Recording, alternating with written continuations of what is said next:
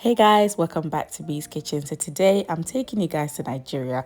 I'll be showing you how to make Efo Riro. Oh my goodness, aside from eating Ghanaian food, Nigerian food is literally my next favorite. I love egusi, I love ayamashi, and Efo Riro just adds to the list. So guys, if you've never tried this dish before, you are in for a treat. So stay with me and let's get started. Now to begin with, you're going to need your meat. I'll be using mutton and shaki, and I've added that to a pot, and now I'm going ahead and adding water. Next, I'm going to add some diced onions. I will also add some ginger puree and garlic puree, followed by my seasonings. Also guys, as I always mention, feel free to season your meat using your preferred seasonings of choice. And also when it comes to making Efo Riro, feel free to use any type of meat that you prefer.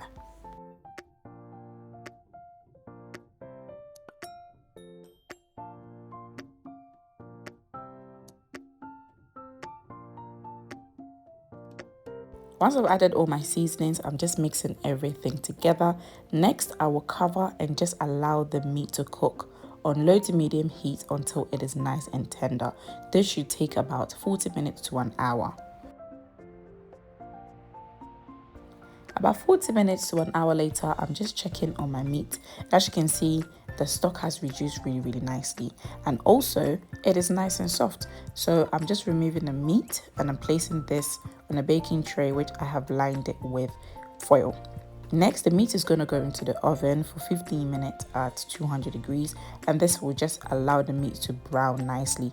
However, if you wish to fry your meat, you can also do that. I'm now going to blend my vegetables. So to my vegetable chopper, I'm going to add one medium onion, which I have chopped. Next, I'm going to add about 3 to 4 garlic. And then I will also add some Scotch Bonnets. I'm using 3 because I can handle the heat. If you can't handle spicy food, reduce the amount of Scotch Bonnets you're going to add to the soup. Next, I'm going to add some red bell pepper, which I have diced, and I use 3 whole red bell pepper. Because my vegetable chopper is actually small, I blended the red bell peppers in 2 batches. So the first batch is already blended, and then now I'm blending the second batch. Also, try not to blend your vegetables to a fine consistency. Try and leave it kind of coarse, like you see in this video. Now time to make our Efo Riro. To a pan, I'm going to add some palm oil, and now I'm going to add some chopped onions. Also, I did allow the oil to come to heat. Now I'm going to add my iru. Guys, if you are going to be making this Efo Riro soup, please make sure you find yourself a Nigerian supermarket and get yourself iru, because this just elevates your Efo Riro to a whole new level. Now I'm going to add some crayfish powder.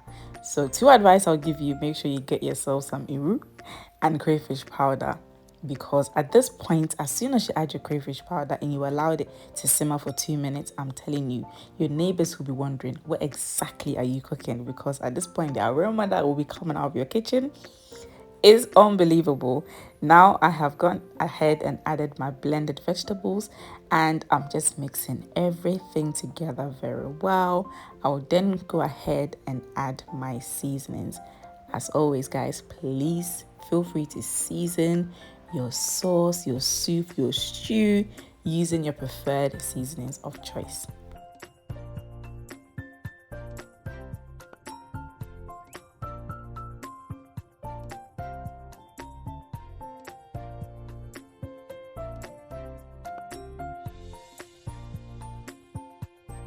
I'm now going to go ahead and mix everything together as I've finished adding my seasonings. Next, I'm just going to allow the base of my soup to simmer for 5 to 10 minutes on low to medium heat. Of course, every now and again, do stir to minimize burning.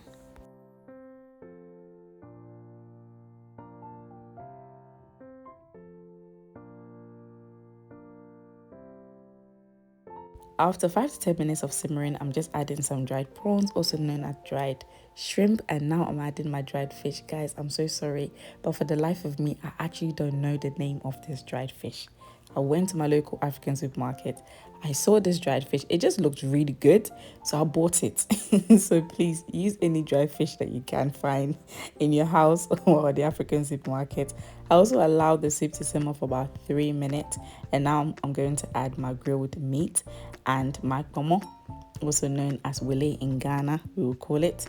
Now for the pomo, I always buy it in big batch. I clean it and then I cook it until it is nice and tender, and I just put it in my freezer, so as and when I need it, I take it out, leave it to thaw, and then I just add it to my food. It just makes the process very, very simple.